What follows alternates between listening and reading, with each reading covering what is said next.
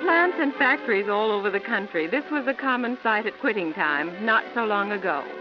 Today, we see a different scene. Women have joined the men in the production lines, and the percentage of women in industry is expected to be much higher very soon. Millions of women who have never before been employed in industry are now enlisted in the nation's labor forces. Having grown up as a cis female in a period where dramatic changes have happened in gender regimes around the world, and in the two places that I've lived mostly, in Romania and the United States, I came to gender studies via kind of realization of what gender inequality means, and obstacles that I myself had to face. After I graduated, I worked as a waitress for a few months, which actually I think was really good for me. I'm glad I did that for a little bit, but then I got this job in May, and I've been here ever since. I work at Taylor & Printed Sportswear as a production artist, graphic designer. I'm a recent graduate from IU. I just graduated in 2017, a semester early. I started doing graphic design when I was in high school, so that means I have like 6 or 7 years of experience with graphic design. Started with Illustrator in a class that I had in high school, and ended up getting a couple different internships in graphic design. I had one in Italy. I'm a very detail-oriented person, so something about programming that made that really appealing to me. I've been working as a barista at the Inkwell, and in my spare time I've been kind of sharpening my web development skills and also applying to full-time jobs. I didn't expect to have a job coming out of graduation, which is okay. But I didn't think it would take a long time. I think there are a lot of women who want to study graphic design, but I think the people who really get ahead are usually men. They're usually given chances first. Like, there's a job that I really wanted to apply for in Indianapolis, but I didn't bother because I just assumed that because of the nature of the work, it would go to a man.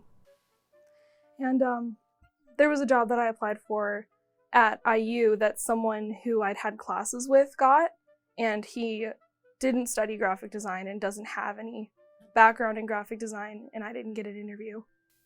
So when individuals do not include their gender in your CV, when one puts just their initials and doesn't signal in any other way their gender, it's really interesting to see that the same kinds of CVs get treated very differently if the reader somehow assumes that the person's male, because they're not assuming the person's female by virtue of their first name. Anywhere from 1 to 4 people are interviewing me in any given interview, and I remember specifically there have been 3 women out of like these 5 or 6 interviews, 1 to 4 people per interview. So most of the time it was men interviewing me, or teams of men even. When I'm in interviews, I feel like they want to hire me so that they can get diversity points and be like, we have a woman on our team, and that makes me feel like they're just wanting to hire me to look more diverse.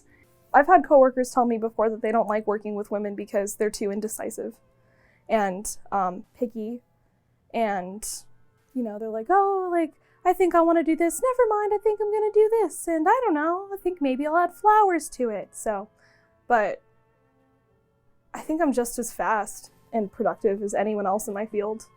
I don't think the fact that I'm a woman changes anything at all. There have been instances where he and other people that work here have had said things to me that were not workplace appropriate, but I know that if I ever made any attempts to say anything about it, nothing would happen, so I haven't bothered. I don't know if that's going to change at a different workplace. Our staff is predominantly female. They are the people that are called upon to do the most, onerous, unpleasant, unrewarding types of jobs at the university. They are not paid very well. They tend to have to do all sorts of things that are not in their job description. And they don't have a lot of kind of ability to negotiate for themselves. on the average, the salaries of faculty at Indiana University are between something like 5 to 20% in the same rank, on the average, lower than men's. So right there is one of the big issues. Between you and me, I was hoping that I'd get paid better, but that's just how it is. It's my first job. It is how it is. He said that normally they pay artists $9 an hour, but because of my experience, they would offer me $10 instead. I have this job, and then I also work retail 1 day a week on the weekends, and I also Uber in my free time. So sometimes I'll Uber when I get off work, and I always Uber on the weekends. And I also sell some of my own designs in stores and online, so it's kind of like I have 4 jobs. I don't have any savings despite this after a year. I've been working really hard for a year, and it's frustrating sometimes, but I think maybe that's just how it is when you're in your 20s. Maybe that's just how it has to be for a little bit. To try to address the issue of gender disparity or inequality by taking gender out of the equation, I don't think that you necessarily arrive at this point in time at better kind of balance between different points of view. So I think we're still in the phase where we really have to think about this self-consciously. We have to engage with it and really produce choices that diversify the work environment.